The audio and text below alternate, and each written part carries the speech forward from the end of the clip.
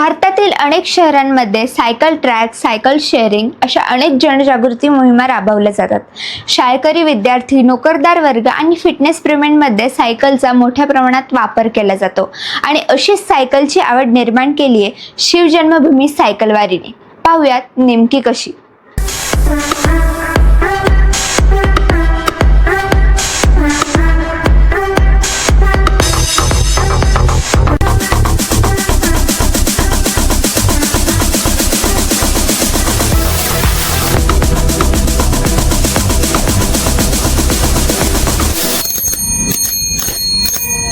नमस्कार, मी धनंजय माताडे.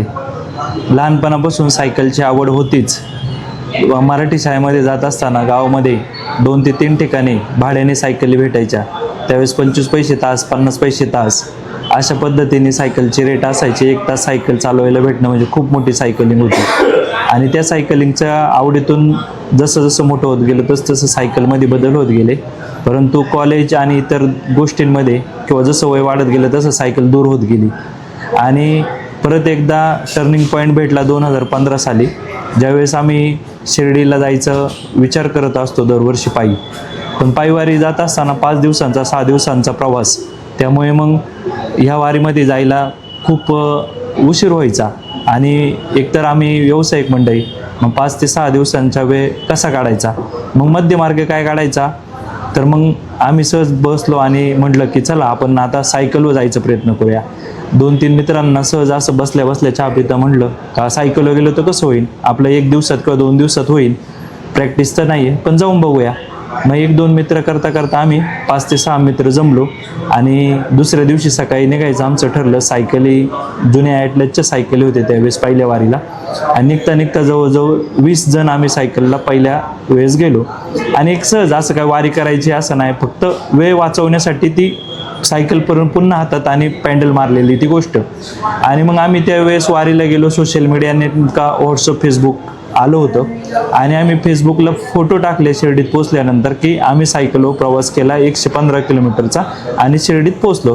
तर त्यानंतर आम्हाला आमच्या मित्रपरिवाराने एवढं प्रचंड असा प्रतिसाद दिला की अरे तुम्ही सायकलवर गेले, मग आम्ही नसतो का आलो, अरे आम्हाला न्यायचं होतं, तुम्ही का आम्हाला सोडून गेले, असं एक म्हणता जवळजवळ 100-150 जणांचे कॉलबॅक आले आम्हाला त्या पोस्टवर. मग आम्ही विचार केला अरे आपण 10-15 जण असे झालोय, तर एक काम करूया, पुढच्या वर्षी आम्ही बोलता बोलता त्यांना म्हणत गेलो की आपण पुढच्या वर्षी जाऊया. आणि त्यांना दिलेला शब्द आणि बाबांच्या दरबारात दिलेला शब्द फसवायचा नाही, म्हणून नाईलाजाने किंवा बाबांच्या कृपेने ती एक सांगड होत गेली. आणि पुढच्या वर्षी आम्ही बरोबर त्याच महिन्यामध्ये म्हणजे श्रावण महिन्यामध्ये दुसऱ्या वर्षीची वारी जायचं ठरलं. मग आमच्या मित्रपरिवारांमध्ये ग्रुपमध्ये आम्ही मेसेज केले, तर जवळजवळ 100 ते 125 जणांचा रिस्पॉन्स आम्हाला पहिल्याच वर्षी भेटला. आणि त्यावेळेपासून आम्ही वारी सुरू केली. आता जवळपास म्हणजे 2016 सुरू झालेली ही वारी वेगवेगळ्या ज्येष्ठ नागरिक असतील, छोटी मुलं असतील किंवा शिक्षक असतील, राजकीय क्षेत्रातील माणसे असतील किंवा विविध क्षेत्रात सर्व, आणि त्याचबरोबर महिलासुद्धा प्रकर्षाने आम्हाला रिस्पॉन्स एवढा चांगला भेटतोय.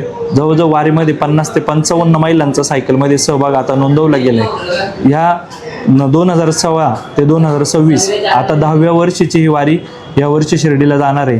जवळपास दरवर्षी 400 ते 500 जणांचा रिस्पॉन्स आपल्याला या वारीमधून भेटत असतो.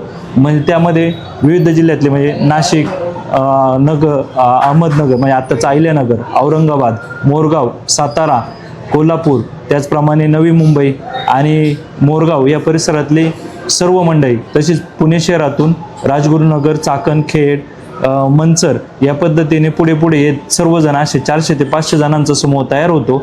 आणि शिवनेरीवरून ती मशाल घेऊन आम्ही सर्वजणांचा समूह घेऊन शिर्डीला सायकल वारीत जात असतो. आणि ही शिवजन्मभूमी फाउंडेशन या नावाने आम्ही ती वारी आता 10व्या वर्षामध्ये जातोय आणि खूप असा प्रचंड प्रतिसाद भेटतोय.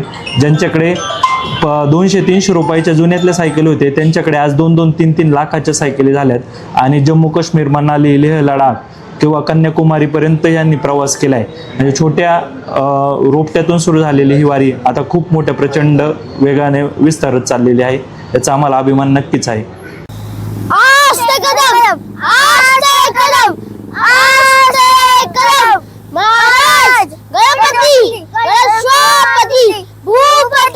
प्रजापती, स्वर्णरत्न श्रीपती,